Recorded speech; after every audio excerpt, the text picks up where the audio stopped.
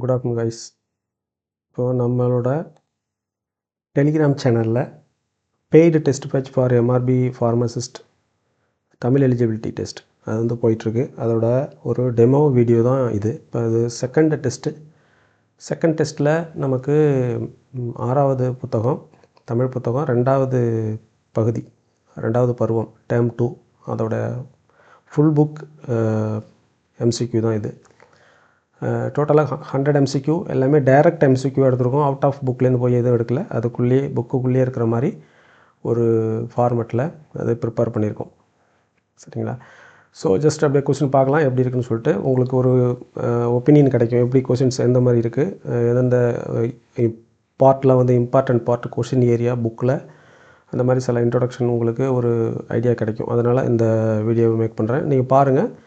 பார்த்துட்டு நீங்கள் உங்களுக்கு தேவைப்படுது ஜாயின் பண்ணணுன்னு நினைக்கிறவங்க டெஸ்ட் பேட்சில் நீங்கள் டிஸ்கிரிப்ஷனில் இருக்க நம்பருக்கு காண்டாக்ட் பண்ணலாம். வாட்ஸ்அப் நம்பரு அதே நம்பர் தான். அதில் நீங்கள் மெசேஜ் பண்ணுறதுனால பண்ணலாம். ஓகே, கொஸ்டினுக்குள்ளே போகலாம்.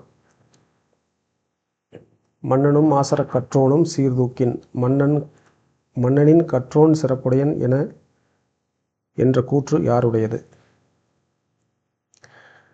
ஆப்ஷனில் கபிலர், அதிவீர ராமபாண்டியர், ஔவையார், இளங்கோவடிகள் இருக்குது. இதில் வந்து நமக்கு ஆன்சர் வந்து ஔவையார். இது ஆன்சர். அடுத்த கேள்வி, மன்னருக்கு தன் தேசமல்லால் சிறப்பில்லை, கற்றோருக்கு சென்ற இடமெல்லாம் சிறப்பு. இந்த கூற்று யாருடையது?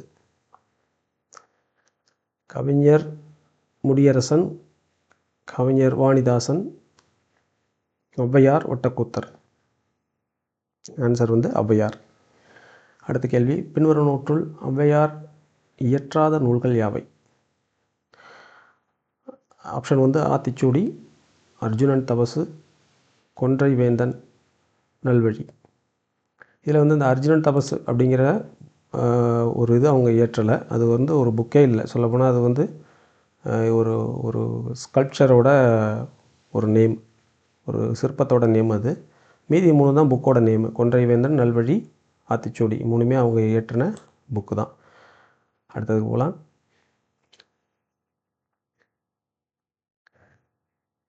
இடமெல்லாம் என்னும் சொல்லை பிரித்து எழுத கிடைப்பது? இடம் கூட்டல் மெல்லாம், இடம் கூட்டல் எல்லாம், இட கூட்டல் எல்லாம்.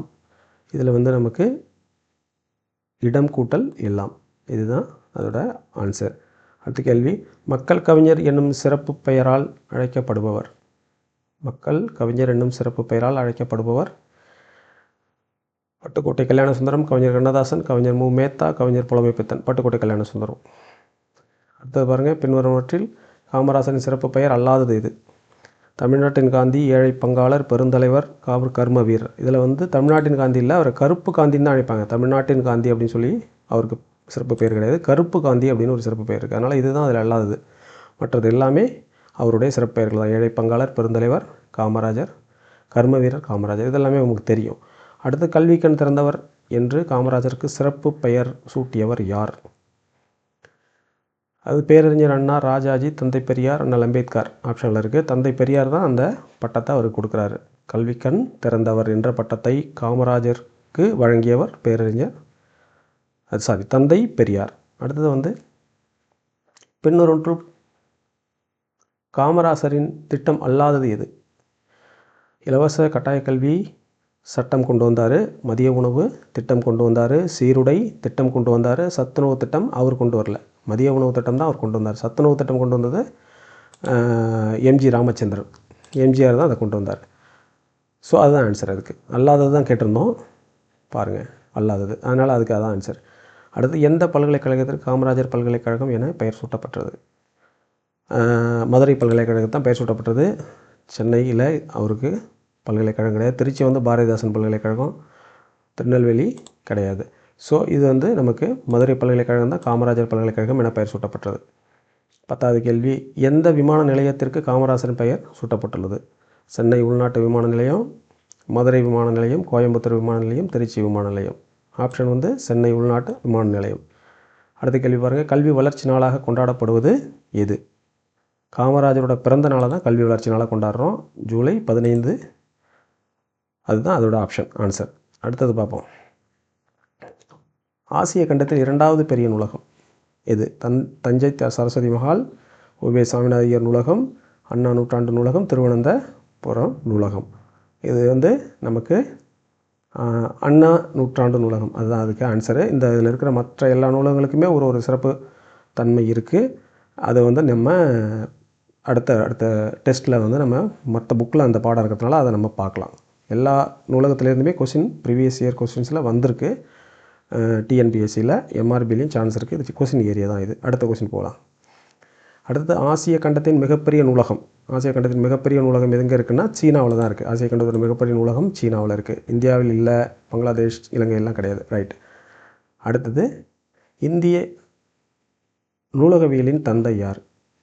இரா இளங்குமரனார், இரா அரங்கநாதனார், அப்புறம் தாராபாரதி, பெருஞ்சித்தனார். இதில் வந்து அரங்கநாதனார் தான் வந்து நூலகத்தின் தந்தையாக இருக்கார். அடுத்தது வந்து சிறந்த நூலுக்கு வழங்கப்படும் விருது யாரின் பெயரால் வழங்கப்படுகிறது? யாரின் பெயரால் நூலகருக்கு. ஓகேங்களா? அப்போது அதுவும் அவர் பெயரால் தான் வழங்கப்படுது. இரா அரங்கநாதன் அப்படிங்கிறவர் பெயரால் தான் வழங்கப்படுகிறது. அடுத்தது பாருங்கள், கேள்வி எண் 16. இணை எழுத்துக்கள் எனப்படுபவை எவை? எழுத்து வடிவம் ஒற்றுமையுடன் உள்ளவையா? இல்லை. இடஞ்சுழி வலஞ்சுழி ஒற்றுமை உள்ளவையா? இல்லை. ஒலிக்கும் முயற்சியும் பிறக்கும் இடமும் ஒற்றுமை உடையவை. இதுதான் வந்து நமக்கு ஆன்சர். என்ன கேள்வி கேட்டிருக்காங்க பாருங்கள். இணை எழுத்துக்கள் எனப்படுபவை. ஒலிக்கும் முயற்சி ஒரே மாதிரி இருக்கணும், பிறக்கும் இடம் ஒரே மாதிரி இருந்ததுன்னா அது இணை எழுத்துக்கள் அப்படிங்கிறாங்க. அடுத்தது பாருங்கள், இக்கு, இச்சி, இட்டு, இத்து ஆகிய எழுத்துக்களின் இணை எழுத்துக்கள். இக்கு பாருங்கள், இதில் பாருங்கள். இக்கு இங்கு, இச்சி இஞ்சி, இட்டு இன்னு, இத்து இந்து, அப்படியே பக்கமாக வரும். காஞ்சாச்சா வரிசையில் இந்த எழுத்துக்களுக்கு இந்த எழுத்துக்கள் தான் இணை எழுத்துக்கள், பார்த்துக்கோங்க. அடுத்தது வந்து எவை இணை எழுத்துக்கள்? இதில் பாருங்கள், வல்லின எழுத்துக்கு மெல்லின எழுத்துக்கள் இணை எழுத்துக்கள், வல்லின எழுத்துக்கு இடையின எழுத்துக்கள் இணை எழுத்துக்கள், மெல்லின எழுத்துக்கு இடையின எழுத்துக்கள் இணை எழுத்துக்கள். மேற்கூறிய அனைத்தும் சரி. இதில் வந்து நமக்கு வல்லின எழுத்துக்கு மெல்லின எழுத்துக்கள் தான் இணை எழுத்துக்கள். சரிங்களா? அடுத்தது உயிர் எழுத்துக்கு எந்த எழுத்து இணை எழுத்து? பாருங்கள், குறிலுக்கு நெடில் எழுத்து, குறிலுக்கு மெய்யெழுத்து, நெடிலுக்கு மெய்யெழுத்து, மெய்யெழுத்துக்கு ஆயுத எழுத்து. இல்லை, குறில் எழுத்துக்கு நெடில் எழுத்துங்கிறது தான் சரியான விடை. கேள்வி பாருங்கள், உயிர் எழுத்துக்கு எந்த எழுத்து இணை எழுத்து? சரிங்களா? அடுத்த கேள்வி போகலாம். அடுத்தது வந்து ஐ என்னும் எழுத்துக்கு இணை எழுத்து எது? ஐ என்னும் எழுத்துக்கு இணை எழுத்து எதுங்க?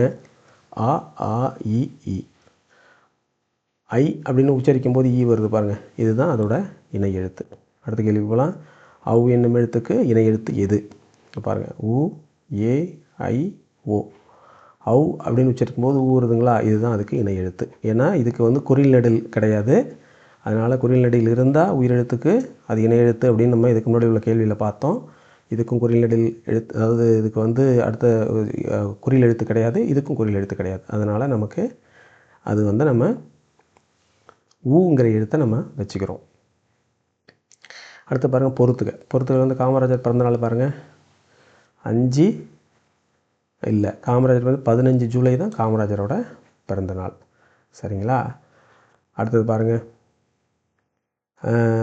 2க்கு 1 டாக்டர் ராதாகிருஷ்ணனோட பிறந்தநாள் வந்து செப்டம்பர் 1888. 5 செப்டம்பர் 1888. பாருங்கள், 3க்கு 4 அப்துல் கலாமோட பிறந்தநாள் பார்த்தோம்னா 15 அக்டோபர் அப்துல் கலாமோட பிறந்தநாள். பாருங்கள், அடுத்தது விவேகானந்தர் பிறந்தநாள் 4க்கு 3 12 ஜனவரி 1863. இதை வந்து மெமரைஸ் பண்ண வேண்டிய ஏரியா, மெமரைஸ் பண்ணிக்கோங்க. இது கேள்வி ஏற்கனவே டிஎன்பிசியில் வந்திருக்கு, நமக்கு வரதுக்கு நிறைய வாய்ப்பு இருக்குது எம்ஆர்பியில். சங்கு, நுங்கு, பிஞ்சு இணை எழுத்துக்களை குறிப்பிடுக. இப்போ இந்த வார்த்தைகளுக்குள்ளார இணை எழுத்துக்கள் இருக்குது, அது எதுன்னு சொல்லி எடுத்து எழுதுங்க அப்படின்னு சொல்லி கேட்குறாங்க. இப்போ பாருங்கள், இங்கு கு, இஞ்சி சு, இதெல்லாம் வந்து இணை எழுத்துக்கள். இந்த ஃபஸ்ட்டில் இருக்கிற எழுத்து தனியாக எடுத்து கொடுத்துருக்கோம் இல்லையா, இது வந்து இணை எழுத்துக்கள் கிடையாது. கடைசியில் இருக்கிற எழுத்துக்கள் பாருங்கள், இங்கு, இஞ்சு, இதுதான் வந்து இணை எழுத்துக்கள். அது பார்த்துங்க. அந்த காஞ்சாச்சா வரிசையில் நமக்கு அடுத்தடுத்து இருக்கும் இணை எழுத்துக்கள் இருக்கும். அது வந்து இந்த இணை எழுத்துக்கள் பகுதியில் நீங்கள் அந்த பாடத்தை எடுத்து படிச்சிங்கன்னா, நீங்கள் ஒரு டைம் படிச்சிங்கனாலே போதும், பார்த்துக்கலாம். ரைட். அப்புறம் எக்ஸ்கலேட்டர் அப்படிங்கிறதோட தமிழ் வடிவம் என்ன அப்படின்னு கேட்டிருக்காங்க. மின் தூக்கி, மின் படிக்கட்டு, மின் பளு தூக்கி, மேற்கூறிய அனைத்தும். இதில் பார்த்திங்கன்னா மின் படிக்கட்டு அப்படிங்கிறது தான் அதோட சரியான விடை. அடுத்தது பாருங்கள், 26 ஆச்சாரக்கோவை எழுதியவர் யார்? ஆசாரக்கோவை எழுதியவர் கபிலரா, ஔவையாரா, பெருவாயின் முள்ளியாரா, ஒட்டக்கூத்தரான்னு கேட்டிருக்காங்க. பெருவாயின் முள்ளியார் தான் ஆசாரக்கோவை அப்படிங்கிற நூலை எழுதியிருக்கிறாரு. நல்லொழுக்கங்களின் தொகுப்பு என்று அழைக்கப்படும் நூல் எது? கொன்றை வேந்தனா, ஆத்திச்சூடியா, இன்னா நாற்பதா, ஆசாரக்கோவையான்னு கேட்குறாங்க. இது வந்து ஆசாரக்கோவை. ஆசாரக்கோவையை எப்படி அழைக்கிறாங்கன்னு பாருங்கள். நல்லொழுக்கங்களின் தொகுப்பு என்று அழைக்கிறாங்க. சரி, ரைட்டு. அடுத்தது வந்து பின்வருவனவற்றுள் 11 கீழ்கணக்கு நூல்களுள் அடங்குவது யாது? 11 கீழ்கணக்கு நூல்கள் எல்லாமே நமக்கு அறநூல்களாக தான் வரும். அதில் பாருங்கள், திருக்குறள், ஆசாரக்கோவை இது ரெண்டுமே நமக்கு அறநூல்கள். இது வந்து நமக்கு 11 கீழ்கணக்கு நூல்கள் வருது. அதனால் 1 மற்றும் 2 அப்படின்னு இருக்கு பாருங்கள். இதுதான் அதோட விடை. அடுத்தது பாருங்கள், ஆசாரக்கோவை என்னும் நூல் எந்த பாடல் வகையால் பாடப்பட்டது? பாவகை என்ன பாவகையால் பாடப்படும்? ஆசிரியர் பாவா, வெண்பாவா, அகவர் பாவா, காவடி சிந்தான்னு கேட்குறாங்க. இதில் வெண்பாங்கிறது தான் அதோட ஆன்சர். சரிங்களா? ஆசாரக்கோவையில் கூறப்படும் கருத்துக்கள் எத்தனை வகைன்னு சொல்லி கேட்குறாங்க. ஆசாரக்கோவையில் கூறப்படும் கருத்துக்கள் வந்து எத்தனை வகை? 8 வகையான வித்துக்கள் அப்படின்னு சொல்லி அதில் மென்ஷன் பண்ணியிருப்பாங்க அந்த பாட்டிலேயே, அந்த நமக்கு சிலபஸில் இருக்கிற பாட்டில். அப்போ 8 வகையான கருத்துக்கள் வந்து ஆசாரக்கோவையால் கூறப்படுகிறது. அடுத்து பாருங்கள், பொறுத்து கேட்டிருக்காங்க பாருங்கள். இதெல்லாம் எளிமையான பொறுத்து. நந்தவனம்னா பூஞ்சோலை, பார்ன உலகம் பாருங்கள், பண் அப்படின்னா இசை, இழைத்துனா பதித்து.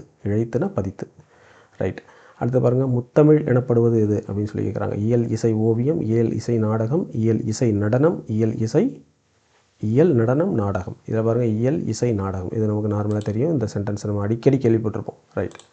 அடுத்து வாங்க, தாள் எனப்படுவது எந்த உடல் உறுப்பை குறிக்கும்? செவி, நாசி, நாக்கு, இளமை. தாள் எனப்படுவது இதில் குறிக்கிறது பார்த்தா நாக்கு தான். இப்போ தாளாட்டு அப்படின்னு சொல்கிறது தாள் கூட்டல் ஆட்டு. அப்போ நாக்கை பயன்படுத்தி அவங்க அந்த ஒரு பாடலை பாடுறாங்க குழந்தைக்கு அப்படிங்கும்போது அது தாளாட்டுங்கிறத அந்த மாதிரி அந்த இதுலேருந்து அந்த வார்த்தை வந்து டெரைவ் ஆகி வந்திருக்கு. சரிங்களா? அடுத்தது போகலாம். இப்போ அதுக்கு விடை வந்து நாக்கு தான் அதுக்கு விடை.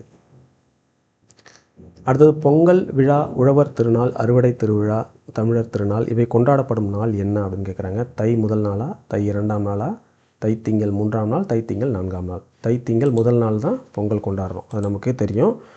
அடுத்தது பாருங்கள், பழையன கழிதலும் புதியன புகுதலும் போகி திருநாளை பற்றி என்று போகி திருநாளை பற்றி கூறப்பட்டுள்ள நூல் எது? எந்த நூலில் குறிப்பிட்டிருக்காங்க? தொல்காப்பியமா, சிலப்பதிகாரமா, நன்னூலா, பெருநூறாற்றுப்படையா? இது வந்து நமக்கு நன்னூலில் தான் இதை வந்து குறிப்பிட்டிருக்காங்க. சரிங்களா? நன்னூலில் தான் இதை குறிப்பிட்டிருக்காங்க. அடுத்து பாருங்கள், போகி திருநாள். போகி திருநாள் பார்க்கும்போது நமக்கு எந்த நாள் அப்படின்னு சொல்லி கேட்குறாங்க. மார்கழி மாதத்தின் முதல் நாள், மார்கழி மாதத்தின் 2ஆம் நாள், மார்கழி மாதத்தின் இறுதி நாள், மார்கழி மாதத்தின் 3ஆம் நாள். மார்கழி மாதத்தோட இறுதி நாள் தான் அந்த போகி பண்டிகை. சரிங்களா? அடுத்தது போகலாம். இந்திர விழாவாக கொண்டாடப்படும் நாள் எது? தை திங்கள் 1ஆம் நாள், மார்கழி திங்கள் இறுதி நாள், மார்கழி திங்கள் முதல் நாள், பங்குனி திங்கள் முதல் நாள். மார்கழி திங்கள் இறுதி நாள் அதுதான், அதாவது போகி பண்டிகை இருக்குல்லைங்க, அதுதான் நம்ம வந்து என்னவா கொண்டாடுறோம்னா இந்திர விழா. அதாவது மழைக்கான கடவுள் இந்திரன், அவரை வந்து போகி திருநாள் அன்னைக்கு மக்கள் வழிபட்டு வணங்குறாங்க. அடுத்த நாள் வந்து தை முதல் நாள் வருது, அன்னைக்கு அதே விவசாயத்துக்கு பயன்பட்ட கதிரவனை வணங்குறாங்க. இதுதான் அந்த இது டிஃப்ரென்ஸாக அதை நம்ம ஞாபகம் வச்சுக்கணும். அதையும் கொஸ்டினை கேட்டிருக்கிறாங்க முன்னாடி. திருவள்ளுவர் ஆண்டு தொடங்கும் நாள் எது அப்படின்னு சொல்லி கேட்குறாங்க. தை முதல் நாள் திருவள்ளுவர் ஆண்டு தொடங்கும் நாள். ஆமாம், தை முதல் நாள் வந்து திருவள்ளுவர் ஆண்டு தொடங்கும் நாள். அதுக்கடுத்து பார்க்கலாம், திருவள்ளுவர் நாள் கொண்டாடப்படும் தினம். திருவள்ளுவர் நாள் என்றைக்கு கொண்டாடுறோம் அப்படின்னா தை முதல் நாளா, 2ஆம் நாளா, தை 3ஆம் நாளா, 4ஆம் நாள்னு கேட்குறாங்க. தை 2ஆம் நாள் தான் நம்ம திருவள்ளுவர் நாள் கொண்டாடுறோம். திருவள்ளுவர் ஆண்டு தொடங்கும் நாள் வந்து தை முதல் நாள். சரிங்களா? அப்போ திருவள்ளுவர் ஆண்டுன்னு ஒன்று நம்ம ஒரு இது கொடுத்துருப்பாங்க புக்கில், பார்த்தீங்கன்னா உங்களுக்கு தெரியும். அது வந்து தை மாதத்துலேருந்து தான் நமக்கு ஃபஸ்ட்டு மந்த்து அப்படிங்கிற மாதிரி அவங்களோட திருவள்ளுவர் ஆண்டோட பிரகாரம் கணக்கு நமக்கு வருது. சரிங்களா? அடுத்த கொஸ்டின் போகலாம். கேள்வி எண் 40. மாடு என்னும் சொல்லுக்கு உரிய பொருள் என்ன? இப்போது மாடல்ல மற்றையவை அப்படின்னு சொல்லி ஒரு திருக்குறள் வந்திருக்கும், நமக்கு தெரியும். நீண்ட ஆயுள், நிறைந்த புகழ், செல்வம், ஆரோக்கியம். இது வந்து செல்வம் தாங்க. மாடு அப்படின்னாலே செல்வம் அப்படின்னு சொல்லி ஒரு பொருள் இருக்குது. இதில் இருக்கிற கேள்விகள் அனைத்தும் வந்து உங்களுக்கு பார்த்தீங்கன்னா புக்கிலேருந்து டைரெக்டாக எடுத்திருக்கு. 6th புக்கு, 2nd டைமு, வேறு எங்கேருந்து வெளியிலேருந்து அவுட் சோர்ஸ்லேருந்து அந்த மாதிரி எடுக்கல. டைரக்ட் கொஸ்டின்ஸ் தான், எல்லாமே டைரக்ட் கொஸ்டின் தான். நமக்கு எம்ஆர்பிக்கு இந்த அளவுக்கு போதும், அவங்க புக்ஸில் தான் போய் எடுக்கிறாங்க. ஓகேங்களா?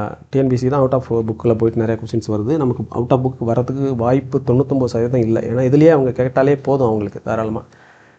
ரைட். அடுத்து 41வது கேள்வி, அறுவடை திருநாள் எந்த மாநிலத்தின் மகர சங்கராந்தி என்று அழைக்கப்படுவது இல்லை? அப்போது மகர சங்கராந்தின்னு சில மாநிலங்களில் கொண்டாடுறாங்க, அந்த எந்த மாநிலத்தில் அது போய் கொண்டாடப்படலை அப்படின்னு கேட்குறாங்க. ஆந்திர மாநிலம், கர்நாடகா, பஞ்சாப், மகாராஷ்டிரா. இதில் பாருங்கள், ஆந்திரா, கர்நாடகா, மகாராஷ்டிரா மூணுலேயுமே வந்து மகர சங்கராந்தின்னு தான் கொண்டாடுறோம். பஞ்சாபில் மட்டும் மகர சங்கராந்தி என்ற பெயரில் கொண்டாடப்படுவது இல்லை. ரைட், புரிஞ்சுங்களா? எந்த மாநிலத்தில் அறுவடை திருநாள் லோரி என்று அழைக்கப்படுகிறது? லோரி அப்படிங்கிற ஒரு பேரில் அறுவடை திருநாள் பண்ணுறது வந்து பார்த்தோன்னா பஞ்சாபில். சரிங்களா? பஞ்சாபில் தான் லோரி என்று அழைக்கப்படுகிறது. சும்மா ஒரு ஷார்ட்கட்டு ஞாபகம் வச்சுக்கலாம். அப்படியே உங்களுக்கு பஞ்சாபிஸ் வந்து அதிகமாக லாரி ஓட்டுவாங்க. கனடாவில் நிறையா பஞ்சாபிஸ் இருக்காங்க. அங்கே அவங்களுக்கு தொழிலே லாரி ஓட்டுறது தான். ஸோ பஞ்சாபிஸ்னாலே லாரி தான், உங்களுக்கு தெரியும். ஸோ வந்து அப்படி ஒரு ஞாபகம் வச்சுங்க, லோரி அப்படின்னு ஞாபகம் வச்சுங்க. அடுத்தது போகலாம். ரைட். இப்போது அந்த பொங்கல் பண்டிகை அறுவடை திருநாளை உத்தராயன் என்று அழைக்கப்படும் மாநிலங்கள் எவ்வளவு? உத்தராயன்னு சில மாநிலத்தில் அழைக்கிறாங்க. பாருங்கள், குஜராத், பஞ்சாப், மகாராஷ்டிரா, கர்நாடகா. பாருங்கள், மகாராஷ்டிரா, கர்நாடகா ரெண்டுலேயுமே நம்ம பார்த்துட்டோம். மகர சங்கராந்தி அப்படின்னு சொல்லி கொண்டாடுவோம். பஞ்சாபில் என்னென்னு கொண்டாடுவோம்? லோரி அப்படின்னு கொண்டாடுவோம். குஜராத்தில் உத்தராயன் அப்படின்னு கொண்டாடுவோம். இன்னொரு மாநிலத்தில் உத்தராயன் கொண்டாடுவோம், அது ராஜஸ்தான். சரிங்களா? இதுதான். ரைட். அடுத்தது பாருங்கள், 44வது கேள்வி பார்க்கலாம். 2058 என்பது திருவள்ளுவர் ஆண்டாக இருந்தால் அது சாதாரண ஆண்டில் எந்த ஆண்டாக இருக்கும்? சரிங்களா? இப்போ 2058ங்கிறது திருவள்ளுவர் ஆண்டு. அது 31 வருஷம் தான் திருவள்ளுவர் ஆண்டு. நார்மல் ஆண்டோட நமக்கு அதிகம். 31 ஆண்டுகளை கூட்டிக்கணும். சரிங்களா? அப்போ 2027 கூட கூட்டினீங்கன்னா 2058 வரும். இதுதான் அதுக்கு ஆன்சர். அடுத்த கேள்விக்கு போகலாம். மாமல்லபுரத்தை உருவாக்கிய மாமல்லன் என்ற அரசனின் இயற்பெயர் என்ன? அவர் பேர் வந்து நரசிம்மவர்மன். ரைட்டுங்களா? நரசிம்மவர்மன் தான் மாமல்லன். ரைட்டு. அதுக்கடுத்து பார்க்கலாம் பாருங்கள். பாருங்கள், வல்லினனா, மெல்லினனா, வா, ல, ழ, ல, ர, ர, ஞ, ஞ. ஓகே. இதில் இங்கே குறிப்பிடப்பட்டுள்ள எழுத்துக்களில் எது மயங்கொலி எழுத்துக்கள் அல்லாதது? இப்போ வந்து இதில் பார்த்தோம்னா நமக்கு பாருங்கள், ரெண்டாக இருக்குது பாருங்கள். இதெல்லாம் மயங்கொலிகள். ந மயங்கொலி. வாவுக்கு இணை எழுத்து அந்த மாதிரி ஒரு ரெண்டாக வர எழுத்து வராது, அதனால் இது மயங்கொலி இல்லை. வா வந்து மயங்கொலி கிடையாது. லா பாருங்கள், லா, ழ, லா. ஓகேங்களா? கிட்டத்தட்ட ஒரே மாதிரி இருக்கா? இது வந்து மயங்கொலி. பாருங்கள், ர, ர ரெண்டு ஒரே மாதிரி இருக்கா? இது மயங்கொலி. ஞா மயங்கொலி கிடையாது, அப்புறம் ஞா வந்து மயங்கொலி கிடையாது. இதுதான், அதனால் அது இருக்குது பாருங்கள். ஆன்சர் எங்கே இருக்குது? வா, ஞா, ஞா. இதுதான் வந்து இதோட ஆன்சர். ரைட்டு. அடுத்தது, நாவின் நுனி மேல்வாய் அன்னத்தின் நடுப்பகுதியை தொடுவதால் பிறப்பது.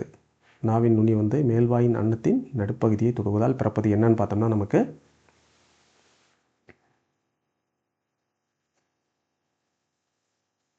ஓகே, இதுதாங்க. வல்லின நாதான் வந்து நடுப்பகுதியை தொடுவதால். இப்போ நமக்கு இதில் ஒரு எளிமையாக இதை நம்ம ஞாபகம் வச்சுக்கோங்கன்னா, சின்ன ஒரு கான்செப்ட்டு. இதில் நடுப்பகுதியை தொடுவதால் அப்படின்னு வரும் பார்த்திங்களா, அது எல்லாமே வல்லினமாக இருக்குங்க. அன்னத்தின் நுனிப்பகுதியை தொடுவதால் அப்படின்னு வருது பார்த்திங்களா, அது எல்லாமே மெல்லினமாக இருக்கும். இதுதான் ஒரு சின்ன டிஃப்ரென்ஸு. அதில் இன்னொரு பார்ட் இருக்குது, அதை நம்ம பார்க்கும்போது பார்க்கலாம். இது இந்த டிஃப்ரென்ஸ் வச்சு இதை மட்டும் நீங்கள் பண்ணலாம். வல்லினமா மெல்லினமா அப்படிங்கிறத எழுத்து டிஃப்ரென்ஸை கண்டுபிடிக்கலாம். வல்லினம்னா அன்னத்தின் நடுப்பகுதி இல்லைனா உள்பகுதின்னு வரும். மெல்லினம்னா அன்னத்தின் நுனிப்பகுதி, மேல் அன்னத்தின் நுனிப்பகுதியை தொடுற மாதிரி இருக்கும் நாக்கு, அப்படிங்கிறது தான் அதில் ஒரு இது. அதனால் இதில் விடை வந்து நான் தான் விடை. அடுத்த கேள்வி போகலாம் பாருங்கள். கேள்வி எண் 48. நாவின் நுனி மேல்வாய் பல்லின் அடிப்பகுதியை தொடுவதால் பிறப்பது. நாவின் நுனி மேல்வாய் பல்லின் அடிப்பகுதி. பாருங்கள், இது இந்த நா இருக்குது பாருங்கள். ரைட். ஓகே, இந்த நா இருக்குது பாருங்கள், நன்றி அப்படிங்கிறதுக்கு வருது பாருங்கள். அந்த நா தான் வந்து இதோட இது. நாவின் நுனி மேல்வாய்ப்பல்லின் அடிப்பகுதியை தொடுவதால் பிறப்பது. ரைட். அடுத்து பாருங்கள், நாவின் நுனி மேல்வாய் அன்னத்தின் முன்பகுதியை தொடுவதால். இது வந்து மெல்லினா. இது நம்ம அப்போ தான் பேசணும், மெல்லினா அது. ரைட்டுங்களா? அடுத்து பாருங்கள், அந்த கேள்வி இன்னொரு முறை பார்த்துங்க. நாவின் நுனி மேல்வாய் அன்னத்தின் முன்பகுதியை தொடுவதால் பிறப்பது மெல்லின நா. இதுதான். அது பாருங்கள். அடுத்தது 50வது கேள்வி. டன்னகரம் என்று அழைக்கப்படுவது எது? இப்போது ஒரு தாவுக்கு அடுத்தது ஒரு நா வரும், அது இந்த நாங்க, அதை வந்து தன்னகரம்பாங்க. அப்புறம் இந்த ராவுக்கு அடுத்தது ஒரு நா வருங்க, அந்த ஆக்காஞ்சா வரிசையில், அது வந்து இது ரன்னகரம் அப்படிம்பாங்க. இங்கே பாருங்கள், இந்த நா வந்து டாவுக்கு அடுத்தது இந்த பெரிய நா வரும் ஆக்காஞ்சா வரிசையில், அதனால் இதை டன்னகரம் அப்படின்னு சொல்கிறோம். இப்போ இதுக்கு பதிலாக அவங்க இது ரெண்டு கூட வச்சு கேட்கலாம். ரைட்டுங்களா? அப்போ ஆன்சர் நமக்கு என்னங்க? டன்னகரம். இதுதான் அதுக்கு ஆன்சர். வல்லினா தான். பாருங்கள், நாவின் இரு பக்கங்கள் தடித்து மேலே பல்லின் அடியை தொடுவதால் என்ன தோன்றுகிறது? எந்த எழுத்து தோன்றும் அப்படிங்கிற பல்லின் அடி அடின்றாங்க பார்த்தீங்களா, இல்லுக்கு என்னங்க வரும், லா தாங்க வரும். சும்மா ஒரு ஞாபகம் வச்சுக்கிறதுக்கு இதை வச்சுக்கோங்க. இதுதான் நமக்கு ஆன்சர், லா இதில். ஓகேங்களா, அடுத்தது பார்க்கலாம் வாங்க. அடுத்தது நாவின் இரு பக்கங்கள் தடித்து மேல் அன்னத்தின் நடுப்பகுதியை தொடுவதால் தோன்றுவது எது? தடித்து மேல் ஒரு நிமிஷம், கரெக்டாக தான் சொல்லியிருக்கணும்னு நினைக்கிறேன் ஃபஸ்ட் கொஸ்டின். Okay fine. நாவின் இரு பக்கங்கள் தடித்து மேல் அன்னத்தின் நடுப்பகுதியை தொடுவதால் தோன்றுவது, நடுப்பகுதின்னு சொல்கிறாங்க பாருங்கள். நடுப்பகுதினா அந்த வல்லின லா, நம்ம இப்போ சொன்னோம் இல்லைங்களா, வல்லினம் மெல்லினம் எப்படி டிஃப்ரென்ஷியேஷன் பண்ணோம்னா, நுனிப்பகுதியை தொடுவது மெல்லினம், நடுப்பகுதி இல்லைன்னா அடிப்பகுதின்னு சொல்லுவாங்க, அதை தொடுவது வந்து வல்லினம் வரும். அப்போ நமக்கு இங்கே அவங்க வந்து நடுப்பகுதியும் கொடுத்துட்டாங்க. தடித்து இந்த லா சொல்லும் போது உங்களுக்கு தெரியுமா, நாக்கு வந்து அப்படியே மடங்கி மேலே போய் தொடும், வட்டமாக தொடும். அதுதான் வந்து அவங்க சொல்கிறாங்க நாவின் இரு பக்கங்கள் தடித்து மேலெண்ணத்தின் நடுப்பகுதியை தொடுவது. ரைட், அது லா. அடுத்த கேள்வி பாருங்கள், பொறுத்துக பாருங்கள்.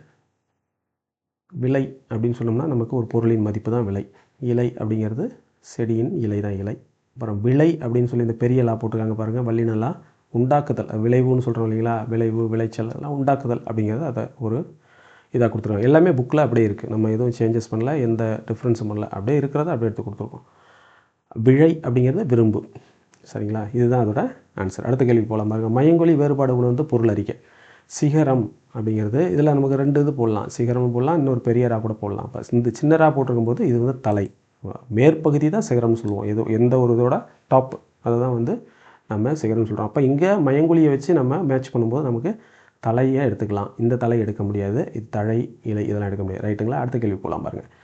கேள்வி எண் 54. மயங்கொலி வேறுபாடு உணர்ந்து பொருள் தருக. கடல், கடலுக்கு வேறு பேர் என்னங்க இருக்குது, பறவை அப்படிங்கிறது. இந்த சின்ன ரா இருக்குது பார்த்தீங்களா, இதுதான் வந்து கடல். இந்த பெரிய ரா வந்து நம்ம நார்மலான பேர்டு, அந்த பறவையை சொல்லுவோம். மிதவை இதெல்லாம் நமக்கு சும்மா ஒரு ஆப்ஷன் கொடுத்துருக்காங்க.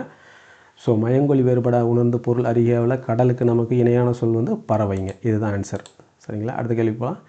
பொருள் அறிக. வெல்கம் அப்படிங்கிறத என்னென்னு சொல்லலாம், வருக வருகன்னு சொல்லாமா, வருக வணக்கம்னு சொல்லாமா, நல்வரவுன்னு சொல்லாமா, வந்தனம்னு சொல்லாமா. இதில் பாருங்கள், நமக்கு நல்வரவு இதுதான் அதோட கரெக்டான அறிஞ்சொரு பொருள். இப்போ நமக்கு நிறைய வேர்டு வந்து நமக்கு மேட்ச் ஆகிற மாதிரி இருக்கும், நம்ம வந்து ஒரு அப்ராக்சிமேட்டாக நம்ம வந்து நிறைய வேர்ட்ஸ் வந்து யூஸ் பண்ணிகிட்டு இருப்போம். அதனால் அதை வச்சு நமக்கு அந்த கரெக்டான ஒரு வார்த்தையை நமக்கு தெரிஞ்சுக்கணுங்கிறதுக்காக தான் அவங்க அந்த கொஸ்டினில் அதை வந்து டிஎன்பிஎஸ்சியில் கேட்குறாங்க. நமக்கு எம்ஆர்பியில் கூட நம்ம தமிழை வந்து நம்ம மஸ்ட்டாக தெரிஞ்சுக்கணுங்கிறதுக்காக தான் அவங்க இதை கொண்டு வராங்க. ஸோ அதில் வந்து நமக்கு வெல்கம் அப்படிங்கிற வேர்டுக்கு டேரெக்டான அறிஞ்சொல் பொருள் நல்வரவு, புக்கில் இருக்குதுங்க, பார்த்துங்க. அடுத்தது 59. பொருள் அறிக. ஸ்கல்ப்சர் அப்படின்னா என்ன? ஸ்கல்ப்சர்னால் வரைவு ஓவியமா, குகை ஓவியமா, சிற்பங்களா, மண்பாண்டங்களா? ஓகேங்களா, இது வந்து சிற்பங்கள் அப்படிங்கிறது தான் ஸ்கல்ப்சர் அப்படிங்கிறது. அடுத்து பாருங்கள், பொருள் அறிக. டிஃபன் அப்படின்னா என்ன? காலை உணவு, இரவு உணவு, சிற்றுண்டி, அப்புறம் வந்து ஏ மற்றும் சி. அதுக்கு வந்து என்னென்னா காலை உணவு சிற்றுண்டி ரெண்டும் சொல்லுவோமா அப்படின்னு சொல்லி கொஸ்டினில் கேட்டிருக்காங்க. இதில் வந்து நமக்கு காலை உணவு பிரேக்ஃபாஸ்ட், ஓகேங்களா, இரவு உணவு டின்னர். அதாவது அதுக்கு பொருத்தமான வேர்டு நமக்கு தெரிஞ்சிருக்கணுங்கிறதுக்காக அவங்க இது பண்ணுறாங்க. ஸோ நமக்கு டிஃபன் அப்படின்னா சிற்றுண்டி தான், அது வந்து சிற்றுண்டி தான் அதோட நேரடியான அறிஞ்சொரு பொருள். சரிங்களா, அதான் ஆன்சர் வந்து சிற்றுண்டி. ரைட். அடுத்தது பாருங்கள். மோப்பக் குழையும் மணிச்சம் முகம் தெரிந்து நோக்கக் குழையும் விருந்து. இது வந்து ஒரு திருக்குறள். இது வந்து விருந்தோம்பலை பற்றி உள்ள திருக்குறள். அதில் வந்து இக்குறளில் திருவள்ளுவர் எதனோடு ஒப்பிடுகிறார்? இப்போ ஒரு அனிச்ச மலரை வந்து நம்ம நுகர்ந்து பார்த்தாலே அது வந்து இதாகிடும், என்ன ஆகும்னா வாடி போயிடும்.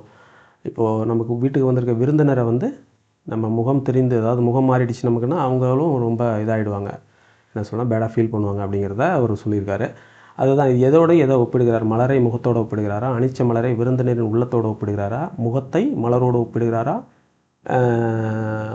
முல்லை மலரோடு ஒப்பிடுகிறாரா? சும்மா ஆப்ஷனுக்காக இருக்குது. இதில் நமக்கு அனிச்ச மலரை விருந்தினரின் உள்ளத்தோடு ஒப்பிடுகிறார், அதுதாங்க நமக்கு ஆப்ஷன் ஆன்சர். ரைட். 59. திராவிட நாட்டின் வானம்பாடி என்று அழைக்கப்படுபவர் யார்? இது வந்து பார்த்திங்கன்னா நமக்கு கவிஞர் காளிதாசன், கவிஞர் புதுமைப்பித்தன், கவிஞர் மு. மேத்தா, முடியரசன் கொடுக்குறாங்க. முடியரசன் தான் இதுக்கு ஆன்சர். சரிங்களா. அடுத்தது புதியதொரு விதி செய்வோம் என்ற நூலின் ஆசிரியர் யாருங்க? பாருங்கள், முடியரசன் தான் அதோட ஆசிரியர். ஜெயகாந்தன், எழுத்தாளர், ராமகிருஷ்ணன், கி. ஜானகிராமன் அவங்களாம் இல்லை. ரைட். பின்வருவனவற்றுள் கவிஞர் முடியரசன் எழுதாத நூல் எது? பாருங்கள், பூங்கொடி, வீரகாவியம், கருப்பு ஓவியம், காவியப்பாவை.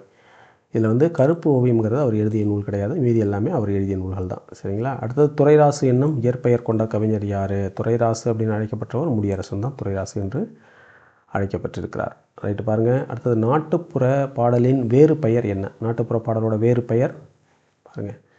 எழுத்து மொழி இலக்கியம், வரி வடிவ இலக்கியம், வாய்மொழி இலக்கியம், மனப்பாட இலக்கியம். இதில் பார்த்திங்கன்னா வாய்மொழி இலக்கியம் அப்படிங்கிறது தான் அதோட சரியான விடை. சரிங்களா? அடுத்து பாருங்கள். நாட்டுப்புற ஆய்வு என்னும் நூலை எழுதியவர் யார்? இந்த நூலை எழுதினவர் யார்? அந்த நூலாசிரியர் வந்து நமக்கு ரிப்பீட்டடாக கேட்குறாங்க. இந்த நூலாசிரியர் மட்டும் சொல்லலை, காமனாக ஜெயகாந்தனோட நூல்கள் கேட்டிருக்கிறாங்க, ராமகிருஷ்ணனோட நூல்கள் கேட்டிருக்கிறாங்க. இந்த மாதிரி நமக்கு ரீசன்ட் டேஸில் இருக்கக்கூடிய எழுத்தாளர்களோட புத்தகங்கள் என்ன அப்படிங்கிறத கேட்டிருக்காங்க. அது வந்து ஞாபகம் வச்சுக்கிறது நமக்கு ஈஸியாக ஞாபகம் வச்சுக்கிறது இல்லை, அதை படித்தா தான் நமக்கு ஞாபகத்தில் இருக்கும். ரிப்பீட்டடாக படிச்சுக்கிட்டு அதை மட்டும் கொஞ்சம் நோட் பண்ணிக்கோங்க. இதில் வந்து நமக்கு நாட்டுப்புற ஆய்வு என்னும் நூலை எழுதியவர் யாருன்னு பார்த்தோம்னா நமக்கு சு. சக்திவேல், இவர் தான் எழுதியிருக்காருங்க. அடுத்த கேள்வி போகலாம். வணிகச்சாத்து எனப்படுவது மாட்டு வண்டிகளில் பொருளை எடுத்து சென்று விற்பது, தலை சுமையாக பொருளை எடுத்து சென்று விற்பது, சந்தைகளில் பொருளை எடுத்து சென்று விற்பது, குழுக்களாக சென்று வணிகர்கள் பொருளை விற்பது. இதில் எது நமக்கு இதுன்னு பார்த்தோம்னா நமக்கு குழுக்களாக பொருளை எடுத்து கொண்டு சென்று வணிகர்கள் விற்கிறாங்க அந்த காலத்தில், பண்டைய காலத்தில். அதுதான் வந்து வணிகச்சாத்து அப்படிங்கிற ஒரு டெர்மினாலஜி யூஸ் பண்ணிக்கிறாங்க அந்த காலத்தில். ரைட்டுங்களா? அடுத்தது வந்து துறைமுக நகரங்கள் பண்டைய காலத்தில் எவ்வாறு அழைக்கப்பட்டன? பாருங்கள். கன்னி, பாக்கம், குப்பம், குமரி. எப்படி அழைக்கப்பட்டது? பாக்கம் என்று அழைக்கப்பட்டது. பாக்கம் மற்றும் பட்டினம் என்று அழைக்கப்பட்டது. அந்த பட்டினம் நம்ம இதில் கொடுக்கல, இந்த ஆப்ஷன் தான் அதில் இருக்குது. பாருங்கள். அடுத்தது பாருங்கள். பொன்னோடு வந்து கரியோடு பெயரும் இவ்வரியில் இடம்பெற்றுள்ள நூல் எது அப்படின்னு கேட்குறாங்க. பொன்னோடு வந்து கரியோடு பெயரும். கரின்னா வந்து மிளகு எடுத்துகிட்டு போகிறாங்க ரிட்டனு, அங்கேருந்து வரும்போது தங்கம் கோல்டு எடுத்துகிட்டு வராங்க. அது அந்த மாதிரி ஒரு பண்டமாற்று முறையில் அந்த காலத்தில் மிளகை வாங்கிட்டு போயிருக்காங்க. அது எந்த நூலில் குறிப்பிடப்பட்டிருக்குன்னா நமக்கு அகநானூறுங்கிற நூலில் தான் குறிப்பிடப்பட்டிருக்கு. சரிங்களா? அடுத்து பாருங்கள். பாலோடு வந்து கூழோடு பெயரும். கூழ்னா தானியம், பால் எடுத்துகிட்டு வராங்க, அவங்க கொண்டாந்து கொடுத்துட்டு கூழ் அதாவது தானியத்தை வாங்கிட்டு போகிறாங்க. இந்த வரிகள் இடம்பெற்றுள்ள நூல் எது அப்படின்னு கேட்குறாங்க. இதில் நமக்கு நற்றிணை இல்லை, குறுந்தொகை. குறுந்தொகை தான் அதோட சரியான விடை. சரிங்களா? அடுத்து பாருங்கள்.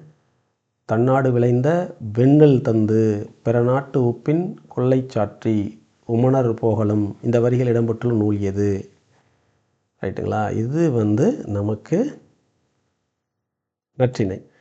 ஓகேங்களா? நற்றிணை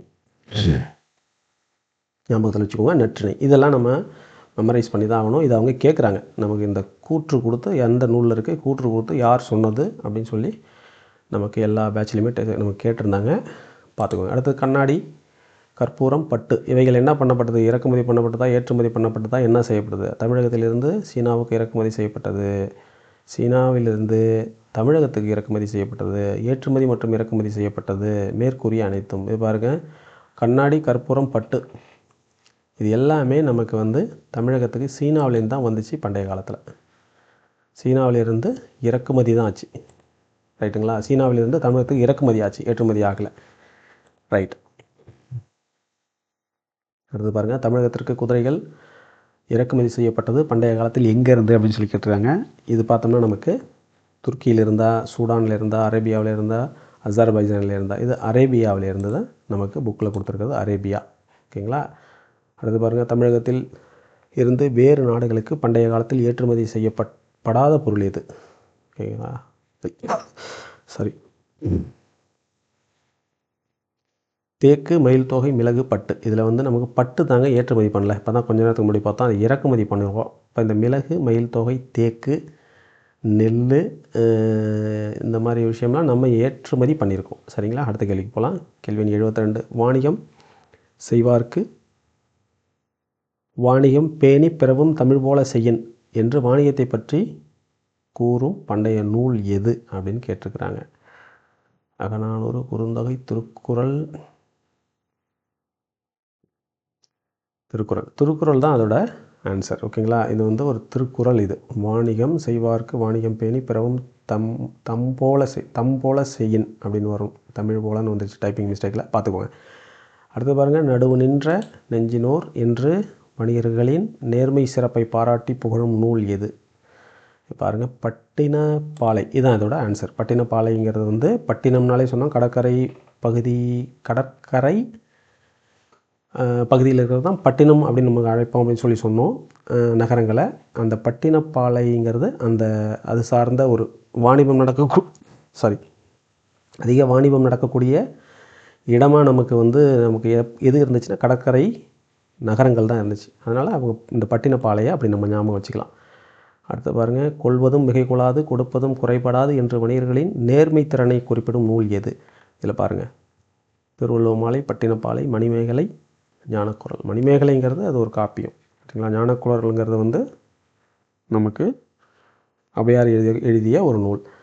நமக்கு திருவள்ளுவ மாலை கபிலர் எழுதிய நூல். இதெல்லாம் அதை பற்றி குறிப்பிடல. பட்டினப்பாலை தான் எகைன் இதை பற்றி குறிப்பிட்றாங்க. இதை நேர்மை திறனை பற்றி குறிப்பிட்றாங்க. கொள்வதும் மிகை கொள்ளாது கொடுப்பதும் குறைபடாது அப்படின்னு குறிப்பிட்றாங்க. அப்புறம் சமன் செய்து சீர்தூக்கும் கோல்வோல் அமைந்தொரு பால் கொடாமை சான்றோர்க்கு அணி அப்படின்னு வணிகத்தை பற்றும் கூறும் நூல் எது அப்படின்னு பார்த்தோம்னா அது திருக்குறள் சரிங்களா. திருக்குறள். அடுத்து பாருங்கள், வணிகம் ப்ளஸ் சாத்து என்று சேர்த்து எழுதப்படுகிறது. இது எவ்வகை புணர்ச்சி விதி? இப்போ வணிகம் சாத்து ரெண்டையும் சேர்க்கும்போது இந்த இம்மு போயிடும் பாருங்கள். இந்த இடத்துல இருக்க இம்மு போயிட்டு வணிகச்சாத்து அப்படின்னு அது மாறுது. என்னவா மாறுதுன்னா வணிகச்சாத்து அப்படின்னு பாருங்கள். அதனால் இது கெடுதல் விகாரம், கெடுதல் அணி, கெடுதல் புணர்ச்சி விதியின் கீழே இது வருதுங்க. இதுதான் இதோட ஆன்சரு. அடுத்து பாருங்கள், கேள்வி 78. பண்டமாற்று என்பதனை சேர்த்து எழுத கிடைக்கும்போது அதில் என்ன வகையான புணர்ச்சி வருது? அப்போ பண்டம் மாற்று அப்படிங்கும்போது அதில் பண்டமாற்று அப்படின்னு மாறுதுங்க. இதில் பாருங்கள், பண்டமாற்று அந்த இம்மு போயிடுது பாருங்கள். இந்த இடத்துல இம்மு டோட்டலாகவே போயிடுது. அதனால் அது கெடுதல் புணர்ச்சி விதியின் கீழே தான் வருதுங்க இதுவும். அடுத்து பாருங்கள், இப்போது இதில் புணர்ச்சி விதி நம்ம படிக்கும்போது தெரியும் நமக்கு இந்த ரெண்டு சொற்கள் கூடுது. கூடிய வேறு ஒரு சொல் உருவாகுது. அப்போது இந்த ரெண்டு சொல்லுக்கு இடையில இருக்கிற ஒரு எழுத்து காணா போகுதுன்னு வச்சுக்கோங்க. பண்டமாற்று அப்படிங்கிறதுல இம்மு போயிடுது, பண்டமாற்று அப்படின்னு நமக்கு மாறுது, ஒரு சொல் காணா போயிடுது. அப்போ இதை நம்ம கெடுதல் விகாரம், கெடுதல் புணர்ச்சி விதியின் கீழே நம்ம சொல்லலாம். ஆனால் இதே நமக்கு இந்த இடத்துல இருக்கிற சொல் போகாமல் ரெண்டு சொல்லுக்கு இடையில ஒரு புது எழுத்து தோன்றுது. இச்சி இம்மு அப்படி புது எழுத்து தோன்றுறது போகலை. இந்த இருக்கிற எழுத்து எதுவுமே போகலை அப்படின்னு சொல்லி பார்த்தோம்னா நமக்கு புதுசாக ஒரு இது தோன்றுதுன்னா அது தோன்றல் புணர்ச்சி விதியின் கீழே வருங்க. இப்போது அடுத்து நம்ம பார்க்கும்போதுனா நமக்கு தோன்றவும் இல்லை, இருக்கிற எழுத்து வேறு எழுத்தாக மாறி ஒலிக்குது.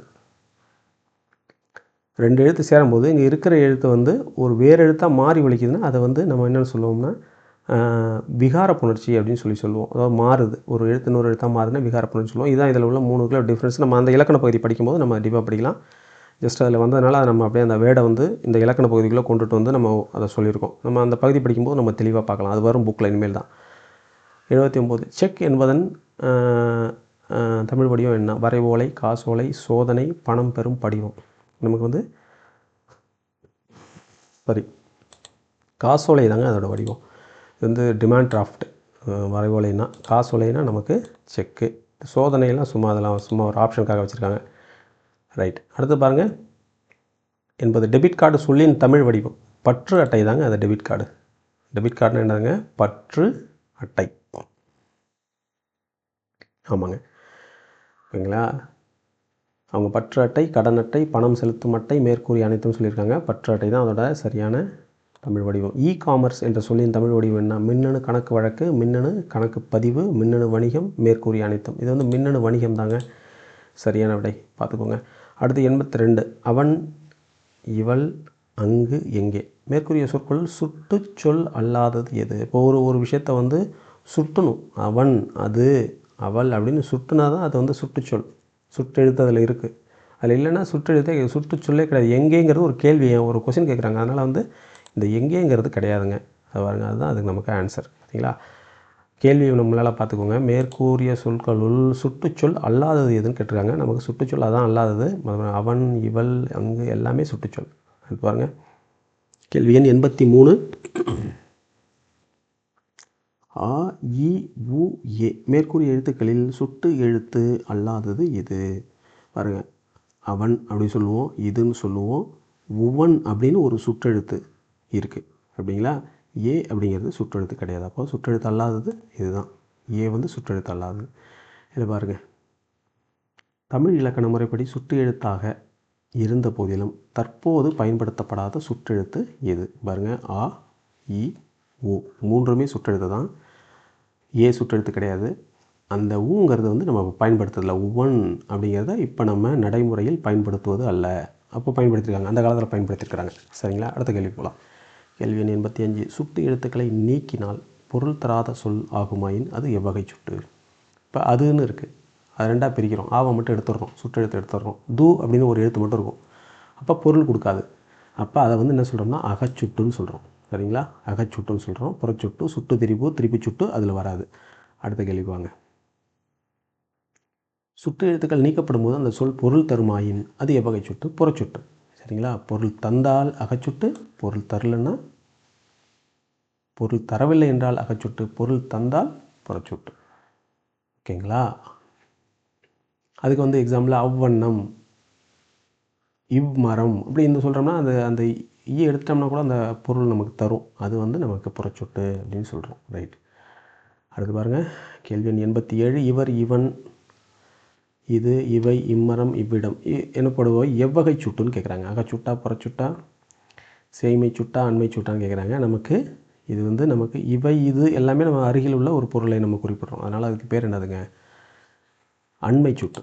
பக்கத்தில் இருக்க அண்மையில் இருக்கிற ஒரு பொருள் நம்ம சொல்கிறோம், அதனால் அண்மை சுட்டு. அதுக்கு பாருங்கள், அவள், அவள், அவர், அது, அவை, அவ்வீடு எல்லாம் தூரத்தில் இருக்கிற ஒரு பொருளை நம்ம குறிப்பிட்றோம் இல்லைங்களா? இதை வந்து என்னன்னு சொல்லி கேட்கும்போது அகச்சுட்டா, சேய்மை சுட்டா, சுட்டு திரிப்பா, அண்மை சுட்டா. இது வந்து சேய்மை சுட்டு.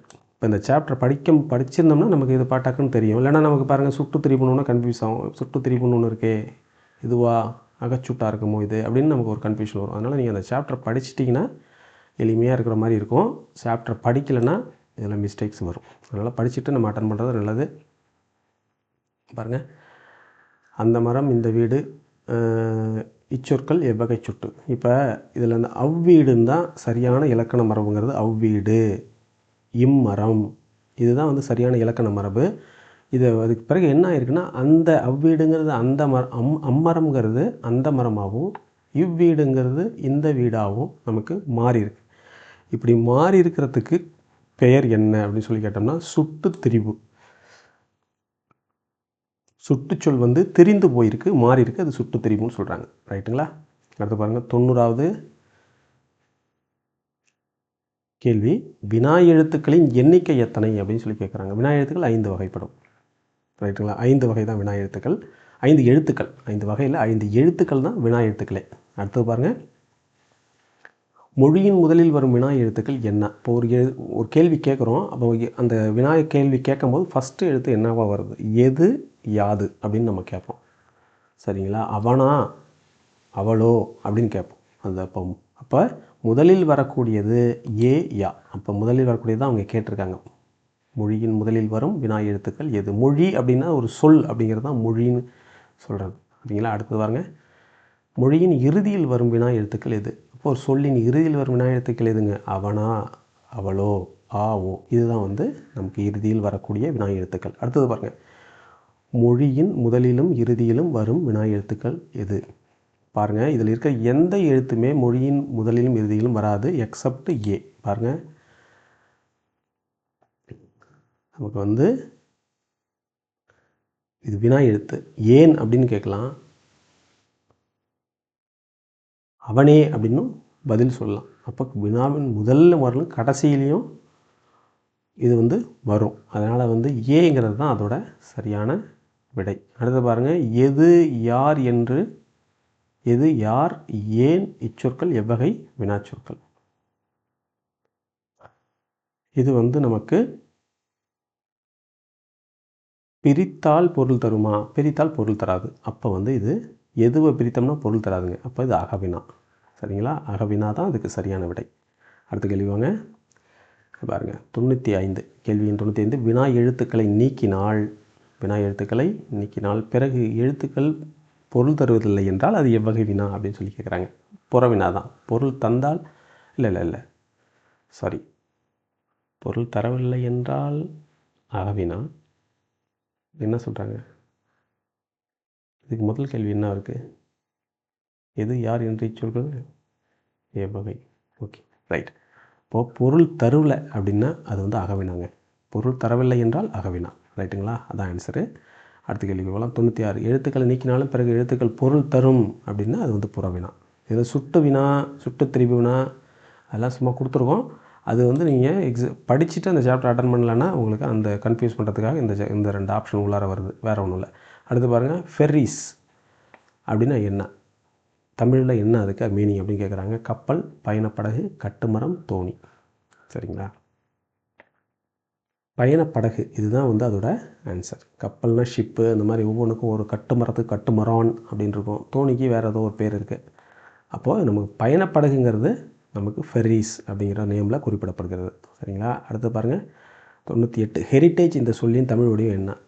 ஹெரிட்டேஜ்னால் பாரம்பரியமாக, பண்பாடா, நல்லொழுக்கமாக, நற்செயலா அப்படின்னு சொல்லி கேட்குறாங்க. இது வந்து பாரம்பரியம் தாங்க. இதுதான் ஹெரிட்டேஜ். பண்பாடுங்கிறது கல்ச்சர். சரிங்களா? நல்லொழுக்கம்ங்கிறது நம்ம டிசிப்ளின் அந்த மாதிரி சொல்லலாம். இது மாதிரி அதெல்லாம் ஒன்று உள்ளது. இது நமக்கு இல்லை புக்கில் இருக்கிறதுன்னு நம்ம பார்த்தோம்னா கேட்டிருக்க கேள்வி வந்து ஹெரிட்டேஜ் அப்படின்னா என்னன்னா டைரெக்டாக நமக்கு பாரம்பரியம். அதுதான் அதோட ஆன்சர். அடுத்து பாருங்க, வயோஜ் என்ற சொல்லின் தமிழ் வடிவம் என்ன அப்படின்னு கேட்குறாங்க. வயோஜுங்கிற சொல்லோட தமிழ் வடிவம் மீன்பிடி தொழிலா, பண்டமாற்று தொழிலா, கடற்பயணமா, வான் பயணமானு கேட்குறாங்க. கடற்பயணத்தை தான் வயோஜ் அப்படின்ற ஒரு ஆங்கில சொல்லில் குறிப்பிடுறாங்க. சரிங்களா? அடுத்த கேள்வி போகலாம் பாருங்கள். கேள்வி எண் 100 மெர்ச்சன்ட் என்ற சொல்லின் தமிழ் வடிவம் என்ன. வணிகர், தொழில் முனைவோர், பொருள் தயாரிப்பாளர், மூலப்பொருள் தயாரிப்பாளர். மூலப்பொருள் தயாரிப்பாளர், பொருள் தயாரிப்பாளர் இல்லை நமக்கு தெரியும். வணிகராக தொழில் முனைவோரா அப்படின்னு ஒரு சின்ன ஒரு இது இருக்கும். நமக்கு வணிகர் தான் அது. தொழில் முனைவர் வந்து இந்த என்டர்பிரனருங்கிறாங்களா அந்த மாதிரி ஏதோ ஒரு வேர்டில் வரும். சரிங்களா? இப்போ நமக்கு இவ்வளோ தாங்க. இப்போது இந்த இதில் இருக்கிற கொஷின்ஸ் எல்லாமே கம்ப்ளீட்டாக 6th book Tamil book 2nd டேர்ம்லேருந்து எடுத்துருக்கு. அதில் எந்த கொஷினுமே வந்து அவுட் ஆஃப் புக்கிலேருந்து எடுக்கலை. நம்ம படிச்சுட்டு நம்ம இதை அட்டன் பண்ணும்போது நமக்கு அந்த கம்ப்ளீட் புக்கு கவர் ஆகுங்க. புக்குக்குள்ளே ஒரு சாப்டர் எடுத்தால் அந்த சாப்டரில் கொஷின் கேட்கறதுக்கு வாய்ப்பு இருக்கிற எல்லா கொஷினையும் எடுத்துருக்கு. கவுண்ட்டு பண்ணுறதில்ல. சாரி, 20 கொஷின் எடுப்போம், 30 கொஷின் எடுப்போம், ஒரு 50 கொஷின்லேயே முடிச்சிக்கலாம் அப்படின்னு கவுண்ட்டு கிடையாது இந்த டெஸ்ட் பேட்சில்.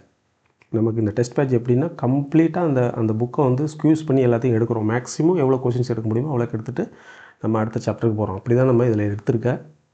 அதனால் நீங்கள் புக்கை ஃபுல்லாக கவர் பண்ணுற ஒரு சாட்டிஸ்ஃபேக்ஷன் இருக்கும். நீங்கள் புக்கை கவர் பண்ணிவிட்டு இந்த டெஸ்ட் எழுதி பாருங்கள். மிஸ்டேக் ஆகிறத திரும்ப போய் படிங்க, நோட் பண்ணி வச்சுக்கோங்க.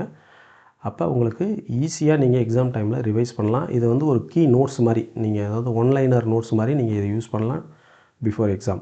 சரிங்களா? அதனால் நீங்கள் டெஸ்ட் பேட்சில் ஜாயின் பண்ணணும்னு நீங்கள் நினச்சிங்கன்னா இந்த வீடியோவில் டிஸ்கிரிப்ஷனில் என்னோடய நம்பர் இருக்குது. நீங்கள் வாட்ஸ்அப்பில் மெசேஜ் பண்ணுங்கள்.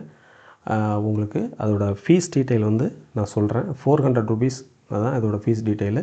கம்ப்ளீட்டாக எல்லா புக்குமே 6th, 7th, 8th, 9th, 10th எல்லா புக்குமே எல்லா பார்ட்டுமே கம்ப்ளீட்டாக கவர் ஆகும். 15 டேஸில் மேக்ஸிமம் கவர் பண்ணி ஃபினிஷ் பண்ணிவிடுவோம். அதில் இல்லைனாலும் 2-3 டேஸ் எக்ஸ்ட்ரா எடுத்து கம்ப்ளீட்டாக ஃபினிஷ் பண்ணிவிடுவோம். அந்த டெலிகிராம் சேனல் ஓப்பனில் தான் இருக்கும். உங்களுக்கு ஜாயின் பண்ணவங்களுக்கு எப்பயுமே நீங்கள் திரும்பவும் யூஸ் பண்ணிக்கலாம். அந்த எக்ஸாம் வர்ற வரைக்கும் எம்ஆர்பி ஃபார்மசிஸ்ட் எக்ஸாம் இல்லைனா ஹெல்த் இன்ஸ்பெக்டர் எக்ஸாம் உங்களுக்கு என்ன எக்ஸாம் வருமோ நீங்கள் இருப்பீங்க இல்லைங்களா, லிங்க்கில் இருப்பீங்க. நீங்கள் இன்ஃபார்ம் பண்ணிங்கன்னா அது வரைக்கும் நான் அதை ஓப்பனில் எனேபிளில் வச்சுருப்பேன். நீங்கள் அதை யூஸ் பண்ணலாம். யூஸ் பண்ணிவிட்டு எக்ஸாமுக்கு ப்ரிப்பேர் பண்ணிக்கிட்டு நீங்கள் போய்ட்டு அட்டன் பண்ணலாம். இதுதான். தமிழை பற்றி நீங்கள் பெருசாக ஒரி பண்ண வேண்டாம். தமிழை நீங்கள் வந்து ஜஸ்ட் ஒரு கிளான்ஸ் படிங்க, டெஸ்ட்டை அப்படியே போய்ட்டு அட்டன் பண்ணுங்கள். அதில் வர்றது 20 கொஷின்ஸ் அட்டன் பண்ணுறதுக்கு போதும். ரொம்ப ஈஸியாக கேர்லெஸ்ஸாகவும் எடுத்துக்க வேண்டாம் தமிழை. அதே சமயத்தில் ரொம்ப போட்டு ஒரி பண்ணிக்க வேண்டாம். நீங்கள் சப்ஜெக்ட் பேப்பரில் நல்லா கான்சன்ட்ரேட் பண்ணுங்கள். தமிழ் எக்ஸாமை பர் டே 2 to 3 hours 15 டேஸில் நம்ம இதை முடிச்சிடலாம். முடிச்சுட்டு அப்புறமா நீங்கள் ரிவிஷன் பண்ணலாம். ரிவிஷன் பண்ணும்போது உங்களுக்கு நல்ல ஒரு கிளாரிட்டி கிடச்சிரும். எக்ஸாமுக்கு முன்னாடி நம்ம இன்னொரு முறை ரெஃப்ரெஷ் பண்ணுறதுக்கு வேறு ஏதாவது டெஸ்ட், ஏதாவது மார்க் டெஸ்ட் மாதிரி இதுலேயே நம்ம போடுற மாதிரி நம்ம பிளான் பண்ணுவோம். ஸோ அந்த வீடியோவில் வந்ததுக்கு எல்லாருக்கும் நன்றி. நம்ம மற்ற ஒரு வீடியோவில் நம்ம சந்திப்போம். தேங்க்யூ.